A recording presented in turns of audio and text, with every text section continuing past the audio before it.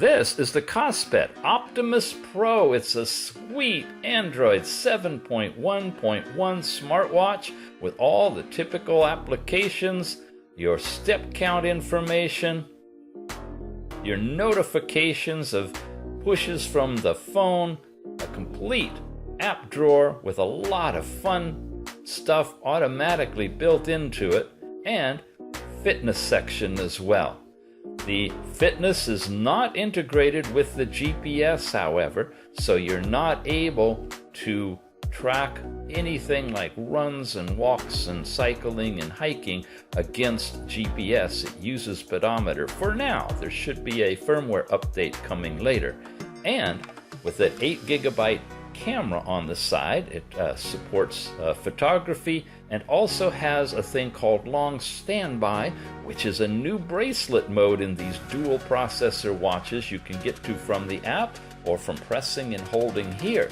You can activate an always time option, which will keep the time screen on if you have it turned on, and when you switch to it you have access to 3 different screens. The first being the time screen with heart rate, steps walked, and calories burned.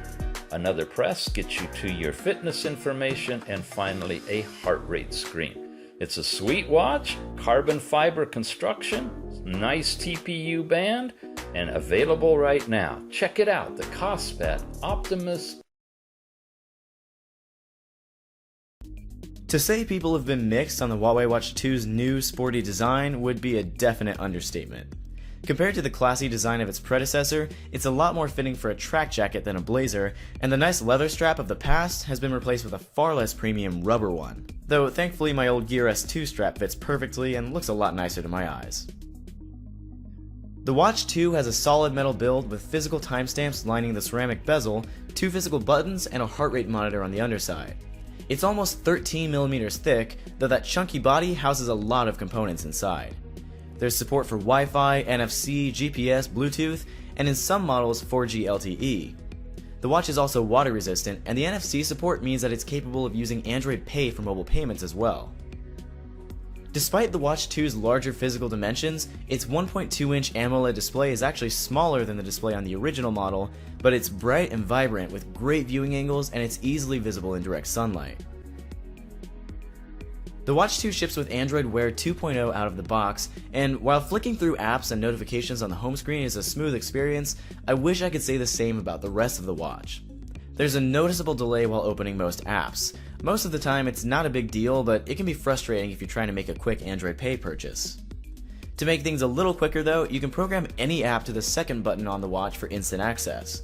By default, it's set to Huawei's Workout app, but you can change it to whatever you'd like. There are quite a few custom watch faces here as well, and you can customize most of them to change dial colors, app shortcuts, and more, but honestly, a lot of the watch faces would have been better suited to the original Huawei watch's design. Now, if there's any reason to get the Watch 2, it's the battery life, which is great, at least by Android Wear standards. I've been able to get 2 days of moderate usage out of a single charge on my non-cellular model, and when it comes time to top up, the included charging dock, while bulky and cheaply constructed, has a much stronger magnetic connection than some other watches I've tested. Huawei also includes a battery app that offers a smart power saving mode and even a watch only mode to really get the most out of the 420 mAh battery.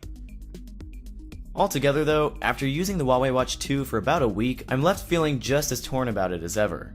It's certainly not going to win any design awards, and it's just a bit big for my small wrist, but packed inside is just about every feature a smartwatch can offer, with great endurance to boot. This is the Amazfit GTS. It's a Apple-sized looking little smartwatch, primarily focused on fitness with all kinds of goodies in it. You can do automatic, real-time, full-time, or instant reading of your heart rate. You got your step count pedometer information, and of course a changeable time display with sections that you can modify on the fly, and probably 100 different faces you could add to it.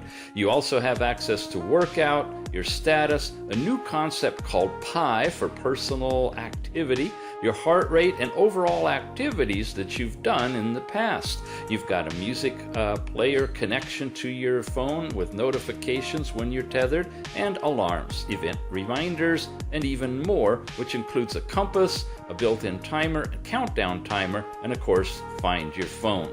Within settings, you can do all kinds of things like setting a watch face, time delay for your screen to turn off, what will happen when you press and hold the button, and a feature of an always-on display that can be turned off, or you can select a digital or analog display so that when you turn it off, it comes up. It's a really fun little watch, the Amazfit GTS. Check it out.